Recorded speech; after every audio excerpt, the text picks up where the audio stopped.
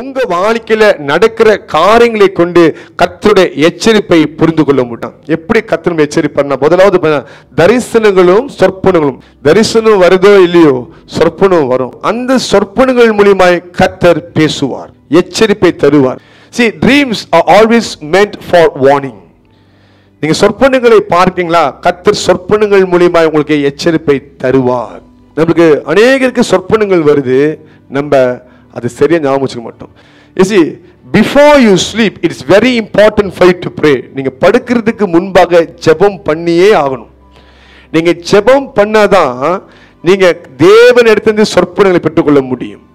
நீங்க ஜெபம் பண்ணாம படுத்தீங்கன்னா அங்க சாத்தான் கூட சொற்பனத்தில் வெளிப்பட முடியும். Not all the dreams are from God. There are some from the demons.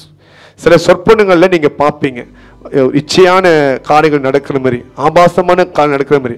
அது என்ன காரணம் தெரியுமா? சாத்தான் சொற்பனல்ல வந்து உங்களுக்கு இந்த மாதிரி காரியத்தை பண்ணும் பொழுது அவன் ஒரு விதையை போடுறான். அப்ப நீங்க காலைல எழுந்த உடனே நீங்க அதே மைண்ட் செட்ல இருப்பீங்க, அதே மைண்ட் செட்ல இருப்பீங்க. That is not from the Lord. ஆண்டவர் உங்களுக்கு எப்படியாவது இச்சையை தூண்டுற காரியத்தை செய்வாரா? செய்ய மாட்டார். But if you notice something clearly, நீங்க யாரோ ஒரு மனுஷன் கூட, ஒரு ஆண் கொடியோ இல்லை ஒரு பெண் கொடியோ உடல் உறவு வைத்திருக்கிறதை போய் சொற்பனங்களை பார்ப்பீங்க. அது கர்த்தர் கொடுக்கிற சொற்பனம் கிடையாது. சாத்தான் உங்களோட தூக்கத்துல வந்து உங்கள் மேல அசைவாடி கொண்டு போயிருக்கின்ற அர்த்தம்.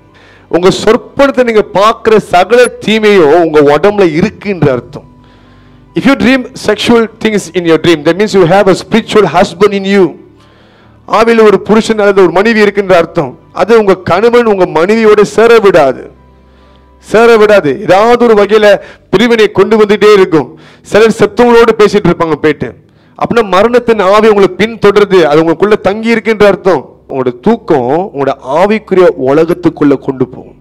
From there you will receive divine messages. ஆண்டவர் இடத்திலிருந்து நீங்க செய்திகளை பெற்றுக்கொள்ள முடியும். யாக்கோப் தாய் தகப்பனோடு இருக்கும்பொழுது எந்த சொற்பனத்தையும் அவன் பார்க்கல. ஆனா குறிப்பா ஒரு இடத்துல போயிட்டு அவன் படுத்திருக்கும் பொழுது அந்த இடத்துல தூதர்கள் ஏறி இறங்குற இடத்தை அவன் அந்த சொற்பனத்தை பார்க்கிறான். ஏன் தெரியுமா? 100 வருஷத்துக்கு முன்பாக அதே இடத்துல ஆபிரகாம் ஒரு பலிபீடத்தை கட்டியிருக்கிறான். அது தேவனுக்கு சொந்தமான இடம். அதனால தான் இது வந்து தேவனுடைய வானத்தின் வாசல்ன்றான். This is the gates of heaven to this place. தூதர்கள் ஏறி இறங்குறாங்களா? இறங்கி ஏறாங்கல்ல, ஏறி அப்படின்னா they already dwelling in that place. அந்த இடத்துல அவங்க அசைவாடுகிறாங்க. மீன்ஸ் ஆண்டோட பிரசன்னத்துல சொற்பனங்கள் ரொம்ப தெளிவா இருக்கும். பட் நீங்க படுக்கிறதுக்கு முன்பாக it's very important for you to bring down the presence of God over your bedroom. உங்க அறைகளுக்குள்ள கர்த்தரோட பிரசன்னம் நிரம்பி இருந்தாதான் உங்க சொற்பனங்கள்ல கர்த்தர் என்ன பேசுறார் என்று தெரியும். இப்ப கர்த்தர் உங்களுக்கு சில செய்திகளை கொடுக்க, சொற்பனங்களை கொடுக்கிறார். ஆனா உங்களுக்கு காலையில ஞாபகம் இல்லை. நீங்க வந்து ஆண்டவரே இது ஏன் தப்பு கிடையாது, உங்க தப்பு, நீங்க தான் எனக்கு சரியா ஞாபகம் முடியலன்னு சொல்ல முடியாது. You can't do that because you never pray in the night. You have to pray. நம்ம தான் கர்த்தரை தேடணும். ஆண்டவர் அவருடைய காரியத்தை பேச இருந்தா கூட நம்ம தான் முயற்சியை போட்டு ஆகணும். கர்த்தர் சொற்பனங்கள்ல வந்து மனுஷனுக்கு எச்சரிப்பை தருகிறார். Nothing that's happening in your life happens without God revealing to you. அது ஆல்ரெடி ஏதோ ஒரு வகையில அல்லது சொற்பனத்திலேயாவது கர்த்தர் வெளிப்படுத்தி இருக்கிறார். And that's why you must understand why the devil divert your focus. நம்ம ஜெபிக்கும் பொழுது, செய்தியை கேட்கும் பொழுது ஏன் டைவர்ட் ஆகிறோம்? சாத்தானுக்கு தெரியும், கர்த்தரோட வார்த்தை நீங்க கேட்டீங்கன்னா விடுவிக்கப்படுவீர்கள். You will be free. ரெண்டாவது பாத்தீங்கன்னா தடைகள். Hallelujah. See, there is always a voice that will keep on telling you இது செய்யாத, அது செய்யாத, and it seems to be so annoying for you. அது உங்களுக்கு ரொம்ப எரிச்சலா இருக்கும். But you don't understand. அதான் கர்த்தருடைய குரல். பிசாசுடைய குரல்ல எல்லா கம்ஃபர்ட்டும் கிடைக்கும், எல்லா குரல். ஆனா கர்த்தருடைய குரல்ல அது உங்களை எதிர்க்கிறதை போலதான் உங்களுக்கு தெரியும். அதனால தான் எசபேலுக்கு பிடிக்காது, யாரும் எலியாவை பிடிக்காது. ஏன்னா அவன் தீர்க்கதரிசி, அவன் உண்மையை பேசுறான். ஓகே, ஜனங்களை கஷ்டப்பட்டு என் பக்கம் திருப்பி வச்சிருக்கிறேன், எல்லாத்தையும் நம்ப வச்சிருக்கேன், ஏமாத்திருக்கிறேன். ஆனால் எப்படி இவன் திருப்பி விட்டுறான், வந்து உண்மையை சொல்லி மாற்றி விட்டுறான். சரி, சத்தியத்தின் ஆவி உடையவர்களை அநேகருக்கு பிடிக்காது. ஏன் பிடிக்காது? பிகாஸ் அது அவங்களோட ஸ்பிரிட்டை ப்ரூவ் பண்ண ஆரம்பிக்கும். உங்களை ஆண்டவர் தனியாக விட்டதே கிடையாது. சில நேரத்தில் நீங்கள் உங்களை அறியாமலே நீங்கள் எப்படியாவது விழுந்து போக இருப்பீங்க, கண்ணு கட்டப்பட்டிருக்கும். ஆனால் நீங்கள் விழுந்து போயிடக்கூடாது. எழுதப்பட்டு பாருங்க, அந்த கழுதை மட்டும் விலகி போனவன் நான் கொன்று போட்டிருப்பேன் என்று சொல்லுகிறார். நீங்க அப்படிப்பட்ட ஒரு அழிவை கடந்துடக்கூடாதுன்னு சொல்லி கர்த்தர் சரியான ஆட்களை உங்க வாழ்க்கையில வைத்திருப்பார். It's very important. நீங்க சில நேரத்தில் எந்த ஆளை ரிஜெக்ட் பண்றீங்களோ, எந்த ஆளை புறக்கணிக்கிறீங்களோ, ஐயோ உங்கள்கிட்ட போனாலே இவங்க எப்ப பார்த்தாலும் ஆண்டவர் எச்சரிப்பார், ஆண்டவர் தண்டிப்பார். That could be the voice of God to save you. That could be the voice of God to save you. Ignore பண்ணாதீங்க. அன்னைக்கு நோவாவின் சத்தத்தை யாருக்குமே பிடிக்கல. இவன் ஒருத்தன் திருந்துன்ற நம்மளாம் என்ஜாய் பண்ணுவோம், நல்லா என்ஜாய் பண்ணுவோம். இவன் மன திரும்புன்னு சொல்லிட்டு கிடக்குறான் அப்படின்னாங்க. வெள்ளம் வந்தது அப்பதான் புரியுது, நோவா அப்பவே சொன்னானே. But it's too late. 3 முறை கழுதை அப்படி பண்ணும்போது இயேசு அங்க வெளிப்பட்டார். இயேசு அங்க வெளிப்படல. 4வது முறை நடந்துச்சுன்னா பிலியாம் மரித்திருப்பான். சில நேரத்தில் உங்கள் வாழ்க்கையின் பயணத்தை கர்த்தர் சில தடைகளை கொடுப்பார். அந்த தடை எங்கிருந்து வருது? தேவன் இடத்திலிருந்து வருதா, சாத்தான் இடத்திலிருந்து வருதா? சாத்தான் ஒரு தடவை 2 தடவைக்கு மேல தடுக்க ரொம்ப கஷ்டப்படுவான். Because he can't go against God's will. ஆண்டவர் குறைஞ்சது 3 தடவையாவது தடுப்பார். the problem is சில நேரத்துல ஓகே ஆண்டவர் தான் தடுப்பாரு, நம்ம சாத்தான் தடுக்கிற ஆண்டவரை நீங்க மதியில உடைங்க, எது நீ என்னை உடைக்க போறியான்னு பாப்பாரு. many of you are in trouble today, but before you come into this trouble, God has already placed a hindrance before it. நீங்க இன்னைக்கு நிறைய பிரச்சனை சிக்கிட்டு இருக்கீங்க. ஆனா இதெல்லாம் நடக்கிறதுக்கு முன்பாகவே கர்த்தர் சில தடைகளை கொடுத்திருக்கிறார். உங்களால டிசைன் பண்ண முடியல இந்த தடைகள் எங்கிருந்து வருது, ஆண்டவரா இல்ல சாத்தானான்னு சொல்லி. ஆண்டவரும் தடைகளை கொடுப்பார், சாத்தானும் கொண்டு வரும். ஆண்டவர் தடைகளை கொடுத்தார்னா அது உங்களை ரட்சிக்கிறதுக்காக, பாதுகாக்கிறதுக்காக.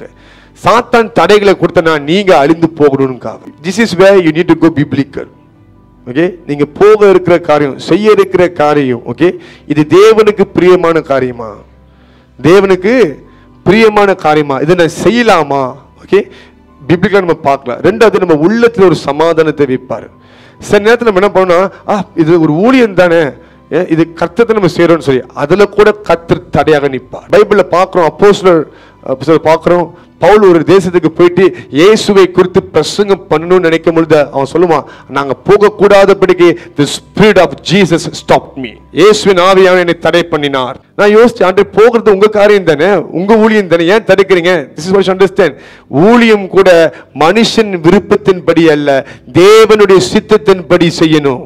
நம்ம என்ன பண்றோம்னா குட் அண்ட் ஈவில் பார்க்கிறோம், நம்ம குட் அண்ட் காட்ஸ் வில் பார்க்கிறது இல்ல. when it comes to good and evil we choose good. நல்லதா கெட்டதா பார்த்தா நம்ம நல்லது சூஸ் பண்றோம். பேசிக்கா இது உலகத்தார் பண்ற காரியம். ஆனா Christianity is not about good and evil, it's all about good and God's will. உங்களுடைய பார்வைக்கு நலமாக இருக்கலாம், ஆனா அது கர்த்தருக்கு விருப்பமா? அதான் கேள்வி. அது தேவன் சித்தமா? ஆண்டவர் மோசேயை பார்த்து சொல்றாரு, நீ போய் அந்த கண்மலை இடத்துல போய் பேசுன்றாரு, என் பரிசுத்த நாமத்தை பேசுன்ட்டு. இவனும் சரி நான் போறேன். நாங்க போய் என்ன பண்றான்னா பேசாம கோல் எடுத்து அடிக்கிறான், தண்ணி வருது. ஆண்டவர் ஊழியக்காரனை அசிங்கப்படுத்த மாட்டார், ஜனங்க முன்னுக்கு கனப்படுத்திடுவார். செஞ்ச காரியம் நடக்கும் இல்லைன்னு சொல்ல.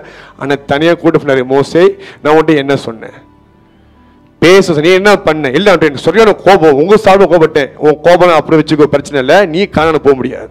எந்த வகையில ஊழியத்தை செய்யணும்ன்றது தெளிவா நீங்கள் புரிந்து கொள்ள வேண்டும். Ministry is still ministry, but the method and the way that you use must be according to God's will. அது தெரியாம என்ன பண்றாங்க இன்னைக்கு, they do things outside of God's will. அதான் இயேசு சொல்றாரு, அந்நாட்கள் அநேகர் வருவாங்க, இயேசுவே உங்க நாமத்தில் நாங்கள் பேயை ஓட்டினோம், உங்க நாமத்தில் சுகத்தை கொடுத்தோம், தீர்க்க தரிசனம் உரைத்தோம். ஆண்டவர் என் பிதாவின் சித்தத்தை செய்யாதவனே எனக்கு யார் என்று தெரியாதுன்றார். இது எப்படித்தமா இருக்குது? டிஷ்யூ பேப்பர் மாதிரி நீங்க இருப்பீங்க. ஆண்டவர் உங்களை பக்காய் பண்ணிட்டு தூக்கி வீசிடுவார். வீட்டில் கறி துணியா இருந்தாலும் கொஞ்சம் மதிப்பு இருக்கும், டிஷ்யூ பேப்பருக்கு மதிப்பே கிடையாது. See, at the end of the day, ஆண்டவர் நம்மளை யூஸ் பண்ணிட்டு தூக்கி போட்டுற கூடாது, நம்ம ஒரு கூடவே இருக்கணும். Hallelujah. This was my prayer. என்னன்னா, என்னை நல்லா யூஸ் பண்ணிட்டு தூக்கி போட்டுறாதீங்க. என் வாழ்க்கையில எதெல்லாம் சரியில்லை அதை தூக்கி போட்டுட்டு என்ன உங்க கூடயே வச்சுக்கோங்க. ஹல்லேலூயா. பிகாஸ் அற்புதம் நிரந்தரம் கிடையாது. நாளைக்கு ஆண்டு சொல்லக்கூடாது, என் நாமத்தில் பேய் ஓட்டின நீ யாருன்னு தெரியும், அப்படி சொல்லிடவே கூடாது. அதான் சொன்னேன், இனி வாழ்வது நான் அல்ல, என்னில் இயேசு வாழ். அந்த வாழ்க்கை நீங்கள் வாழ்ந்தீங்கன்னா பரலோகம் நிச்சயம். ஹல்லேலூயா. பரலோகம் நிச்சயமாக உங்களுக்கு இருக்கும். ஆனால் நீ வாழ்வது நான் தான், இயேசு பின்னாடி வராரு இருந்தீங்கன்னா பின்னாடி வர்ற மாதிரி இருப்பாரு, கடைசியா முடியல காப்பாற்றணும் விட்டுருவார், முடிஞ்சு பாதாளத்தை போய் விழுந்துருப்பீங்க.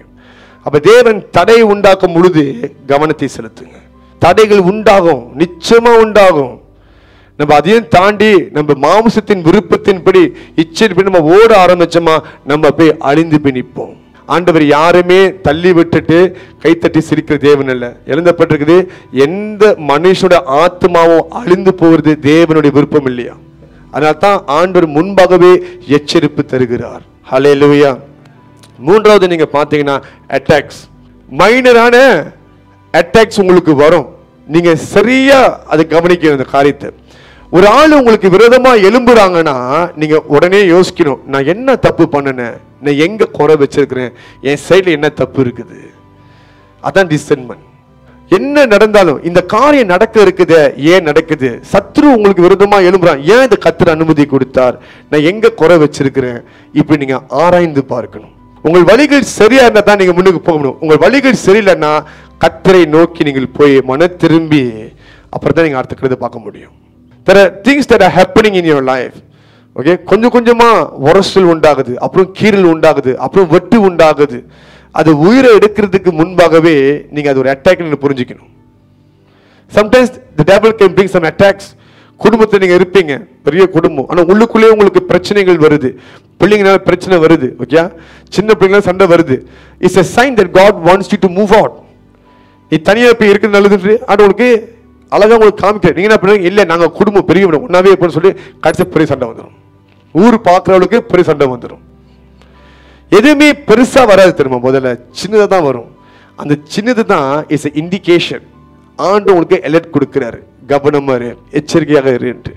வேலையிலையும் அப்படித்தான், உங்கள் வாழ்க்கையிலையும் அப்படித்தான், நீங்க படிக்கிற இடத்துலையும் அப்படித்தான்.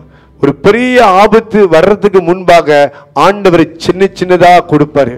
You must be very sensitive to that. இது ஏன் நடக்குது, என்ன காரணம், இதுக்கு பின்னாடி என்ன அர்த்தம் இருக்குது சொல்லி நீங்க ஆராய்ந்து பார்க்கணும். இதெல்லாம் நார்மல் தான், இதெல்லாம் நார்மல் தான். கடைசியா சில பேர் பார்த்தீங்கன்னா என்ன நடந்தாலும் பிரச்சனை, மற்றெல்லாம் பிளாக் ஆகி சிரித்தா அப்புறம் பார்த்துக்கலாம், அப்புறம் பேசிக்கலாம் அப்படின்வாங்க. But they are willing to go through all this shame. But ஞானம் உள்ளவன் என்ன பண்ணுவான்னா, இது நம்மளுக்கு நடக்கக்கூடாது, இப்படியா ஆயிடக்கூடாதுன்னு சொல்லி அது எவ்வளோ கஷ்டமா இருந்தாலும் எவ்வளோ வேதனையா இருந்தாலும் உடனே ஸ்டெப் எடுப்பான். அதுக்கு சில காரியத்தை ஆண்டு அழகாக சொல்லும் பொழுதே கேட்டணும், அடி வாங்கி திருந்தக்கூடாது. Some people the think they very smart, ரொம்ப ஸ்மார்ட், ரொம்ப ஞானம் இருப்பாங்க. கடைசியாக பார்த்தா அவங்க இன்னும் அதே கழுதி தான் இருப்பாங்க.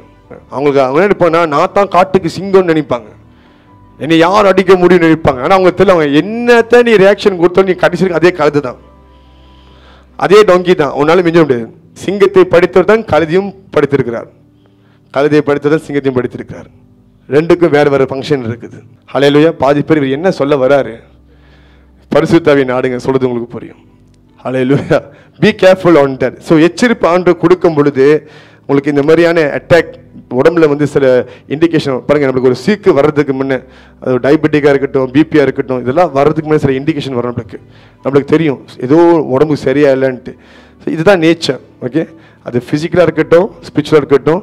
Before something worse happen, God will show some minor attacks which you need to take concern about it. அதை குறித்து அக்கறை காமித்து எப்படியாவது மேற்கொண்டு வந்து ஆகணும். ஹல்லேலூயா.